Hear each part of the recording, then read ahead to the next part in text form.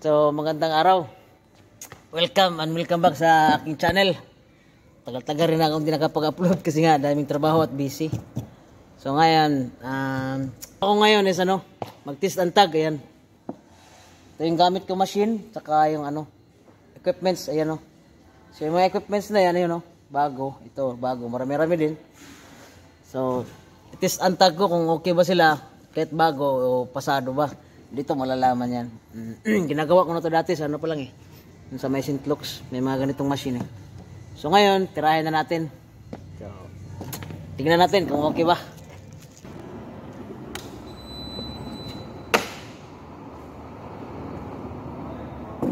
So ito na yung machine. Kinausap ko yung yung manager namin dito. Sabi ko, magpa-vlog ako sa loob. Tanong ko siya sa akin na vlogger ka pala siya. Oo, hindi naman masyadong aktibo na.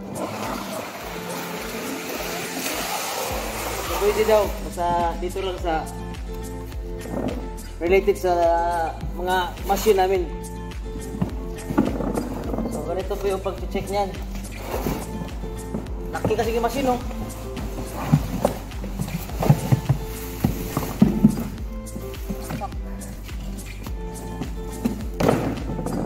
Malit na tao lang tayo.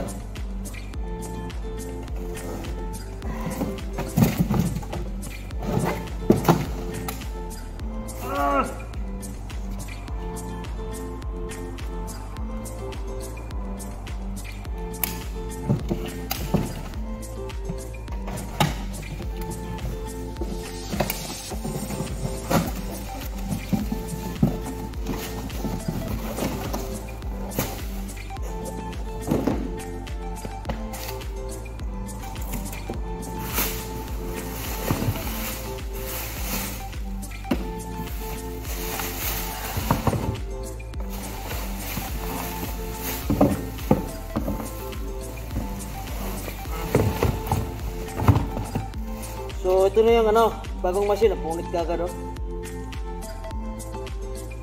i-test and tag natin, subukan natin kung hindi ba siya faulty, wala bang problema sa insulation, tapos lalagyan ng tag, hindi ba siya shorted.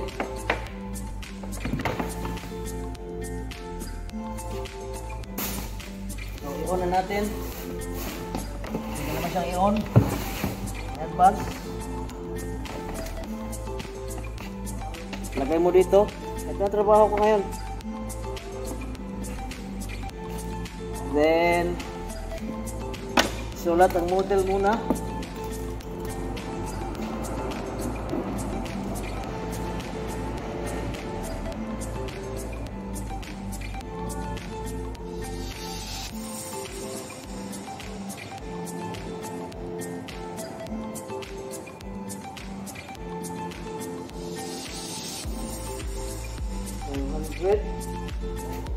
So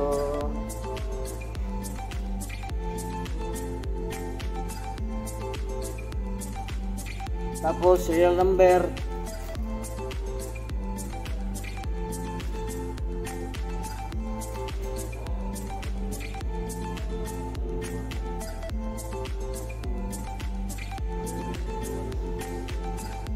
tapos asset number,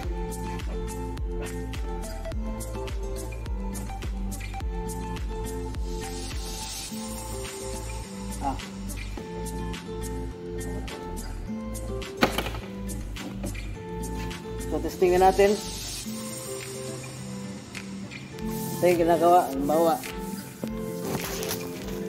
na namin ito dati sa St. Luke's pa yung mga equipment yung test namin So galing doon, galing dito, kunin mo yung saksakan, lagay mo rito yung plug, tapos testing natin siya rito kung pasado ba siya, lang. So ito na yung trabaho ko ngayon. So kinuha ko na yung model, serial number, asset number, saka yung brand. Ito na yun yung machine na to. So enter ko dito yung details niya, tapos i-check yung machine itself kung wala ba siyang shorted, hindi ba siya faulty, okay ba yung niya. Basic lang naman to. Actually, okay naman siya eh. Puro ano lang to, for safety purposes, for formality. Pero sa totoong buhay, okay siya kasi galing factory to eh. Quality to eh. Insanan lang yung ano. So, puro for formality purposes, for the sake of laws here in Australia, mga batas na dapat ganito gawin. So, lagyan natin ang tag na ito ay okay. So, meron kaming license dito, ginawa sa Australia. Ito nakalagay. So, magpiprint siya mamaya, nalagay dito.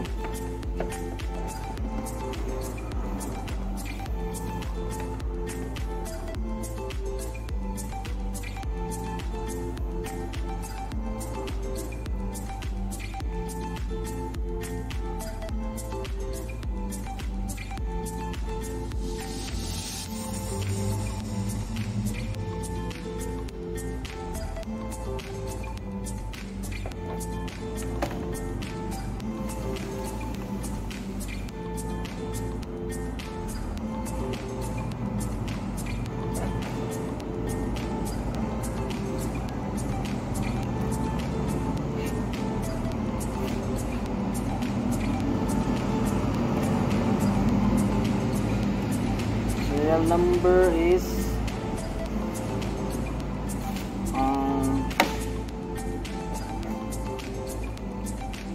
231 200.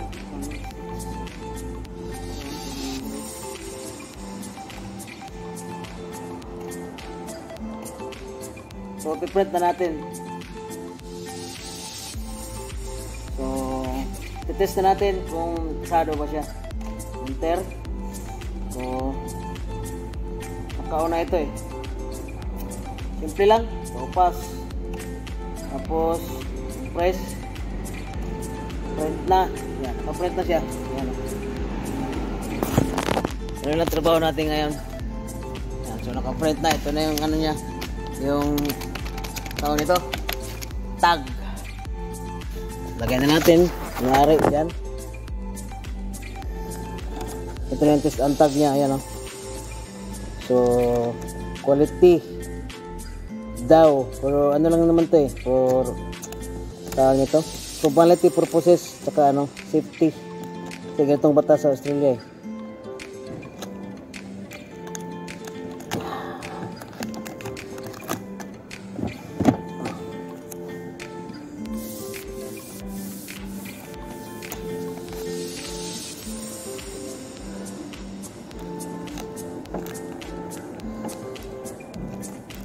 So ito na yung test ang tag. So ano mangyari dito, for 1 year kasi ito 6 months. After nito is 6 months test ang tag uli, preventive maintenance tawag dun sa ibang term. Dito test ang tag, pero sa ibang term pa niya preventive maintenance. So andito yung pangalan ko, license number ko dito nakalagay. Ito lang yung meron akong lisensya sa Australia. Diba maraming lisensya eh, mga ano na lang. Ito lang yung So after 6 months ulit babalik ito rito at maintenance na naman. So lagay ko lang isa dito.